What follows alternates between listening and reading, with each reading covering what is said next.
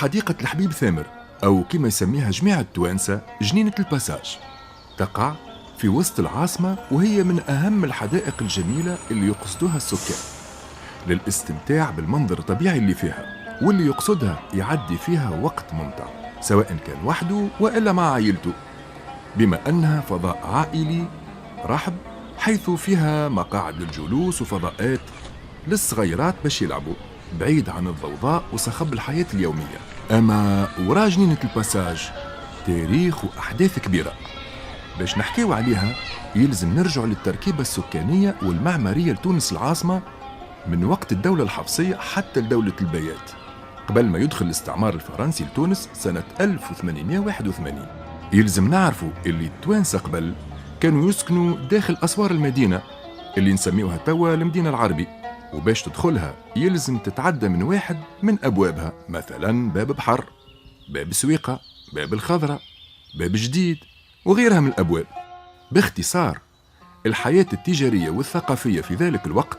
كانت كلها داخل أسوار المدينة، والتركيبة السكانية كانت متكونة من المسلمين واليهود، وإن كانوا أقلية اللي كانوا يسكنوا في الحارة. وبما أنه كل واحد عنده ديانته، فما كانش من المعقول كونه يتم دفن موتى اليهود في مقابر المسلمين، فاختاروا في ذلك الوقت دفن موتاهم خارج أسوار المدينة في الجنينة اللي نعرفوها توا بالباساج. بالمختصر كانت مقبرة يهودية، والمقبرة زادت توسعت وكبرت مع قدوم عنصر جديد اللي هما يهود السفردين، أو اللي نعرفوهم بيهود الجرانا، اللي جاونا بالتحديد من مدينة ليفورنو الإيطالية، واللي هما زاد دفنوا موتاهم غادي. وزادت المقبرة خذت أهمية روحانية باعتبار وجود رجال دين مدفونين فيها يسميوهم الحاخامات. وبعد انتصاب الحماية في بلادنا قرروا الفرنسيس بناء مدينة على النمط الأوروبي خارج أسوار المدينة العتيقة، فبناو لافايات، شارع باريس، شارع جول فيري اللي هو توا الحبيب بورقيبة، شارع مدريد، شارع لندرا وغيره. والمخطط العمراني هذا استوعب في وسطه المقبرة اليهودية اللي ولات منظر مش جميل وسط المباني السكنية والإدارية الجديدة، فحاول المستعمر يزيح المقبرة، لكن لقاه صد كبير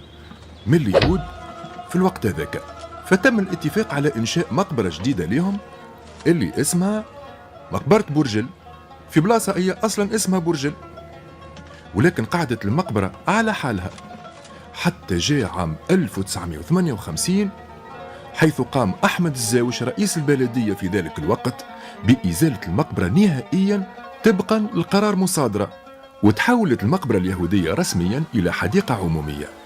فيها الأشجار والأزهار ونافورة ماء دائرية تذكرنا في سقية الأغالبة في القيروان،